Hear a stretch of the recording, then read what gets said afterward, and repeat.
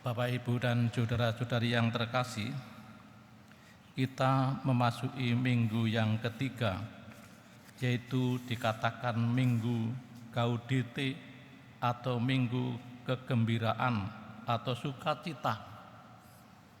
Pakaiannya misa juga berwarna lebih cerah.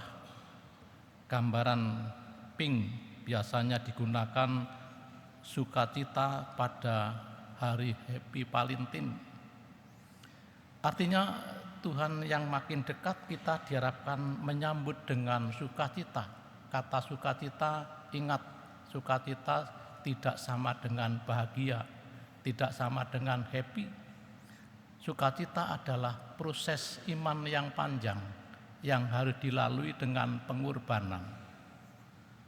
Namun pengorbanan yang dialami bukan bencana, tapi bukti saya mencintai dengan tulus ikhlas, dengan totalitas. Itulah yang digambarkan dalam bacaan pertama, kedua, dan ketiga. Yesaya mewartakan kabar gembira kepada orang yang menderita di tanah pembuangan. Israel dibuang di Babel, orang menderita, semacam dia disiksa, diberikan hidup yang tidak enak. Lalu dia sebagai nabi harus mewartakan kegembiraan, harapan kepada orang-orang Israel bahwa Tuhan akan mengubah padang gurun menjadi sukacita.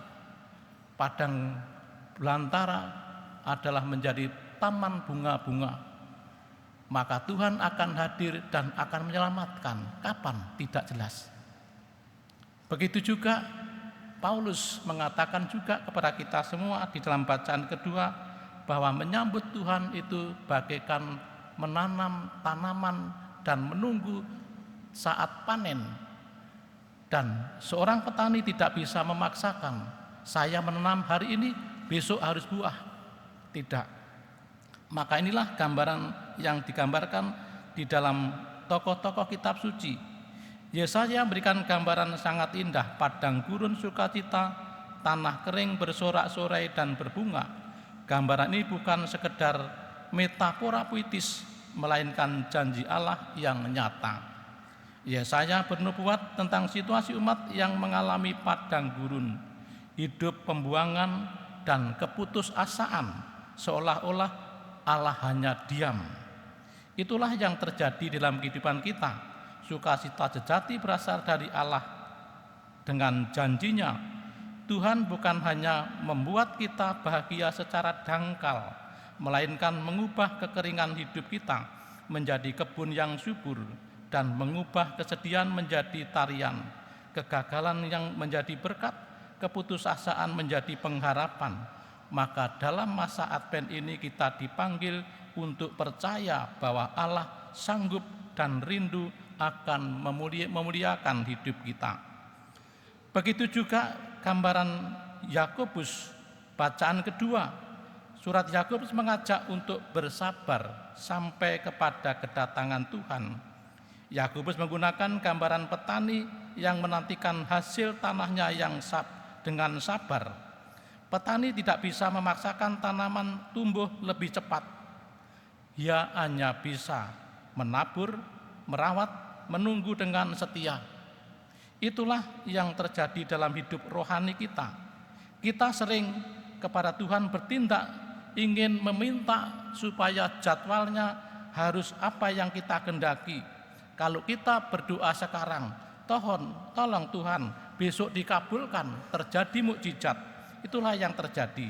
Kalau tidak, kita lelah menunggu, akhirnya mudah putus asa. Dan sukacita itu akhirnya terkubur di dalam hati kita. Dan kita akhirnya menggerutu dan mencaci maki Allah. Allah tidak mau mendengarkan. Allah menolak apa yang kita mohon. Maka disinilah Yakobus mengatakan, kesabaran adalah bagian penting dalam iman kita. Kesabaran adalah bukan sikap pasif, melainkan kita diharapkan memiliki sikap yang aktif. Diharapkan kita dengan menunggu membersihkan hati kita. Kita diharapkan sambil berdoa dengan tekun. Kita diharapkan juga sambil berbuat baik, sambil menantikan kedatangan Tuhan. Dengan demikian, ketika Tuhan datang, siap menyambut dengan sukacita yang matang. Itulah yang diharapkan. Begitu juga di dalam Injil, yaitu Yohanes dan Yesus. Gambaran Injil mendengarkan kisah Yohanes Pembaptis datang dari penjara, bertanya kepada Yesus, "Engkaukah yang akan datang itu, ataukah harus kami menunggu orang lain?" Pertanyaan ini jujur dan manusiawi. Yohanes, seorang perintis jalan, pun mengalami keraguan dan penantiannya. Tetapi pastikanlah jawaban Yesus, ia tidak memberikan jawaban yang dangkal dan tidak terlalu berbelit-belit, tapi sebaliknya Yesus menyuruh murid-murid Yohanes supaya melihat apa yang dilakukan Yesus. Orang buta bisa melihat, orang lumpuh bisa berjalan, orang miskin di sekitar kita menjadi baik. Tuhan menjawab keraguan kita, baik Yohanes dan murid-muridnya, bukan hanya dengan kata-kata, melainkan dengan tindakan nyata di dalam hidup kita. Kita pun sering juga seperti Yohanes, bingung, ragu, dan tidak menyadari kehadiran Tuhan dalam hidup kita sehari-hari. Tapi Yesus mengajak kita untuk membuka mata hati kita, melihat di sekitar kita. Ternyata banyak orang-orang mengalami kesembuhan karena berdoa kepada Tuhan, mengalami penghiburan karena dia miskin, banyak orang yang menolong. Kebaikan Tuhan, disitulah Tuhan sedang bekerja melalui orang-orang lain.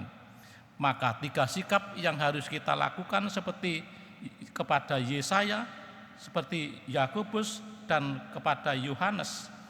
Bersukacitalah seperti Yesaya, kita diharapkan percaya kepada Tuhan, dan Tuhan mampu mengubah hati kita yang kering bagaikan padang gurun, dan akan menjadi tempat yang menjadikan kesejukan bagaikan taman yang berbunga. Begitu juga kita diharapkan bersabar seperti petani. Kita diharapkan terus berbuat baik sambil menantikan Tuhan dan sambil berdoa. Tuhan akan mendatangkan saatnya yang baik di dalam hidup kita. Begitu juga kita diharapkan bukalah mata seperti murid-murid Yohanes, melihat bahwa karya Tuhan dalam hidup sehari-hari, terutama banyak orang yang tidak mengalami celaka, tapi tetap Tuhan menolong dalam kehidupan sehari-hari, khususnya bagi orang-orang yang lemah. Sampai sekarang pun ia tetap hidup segar dan merasakan kenyamanan. Maka hari ini kita diajak untuk belajar datang kepada Yesus. Dengan perayaan Ekaristi ini kita diberikan harapan baru.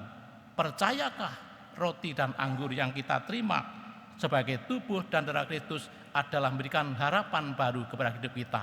Karena dari situlah tumbuh semangat dan iman yang dialami oleh para martir, oleh para santo santa, dan para biara-biarawanti, dan para imam, dan orang-orang yang beriman yang tekun kepadanya. Semoga berkat Tuhan menyertai kita semua. Amin.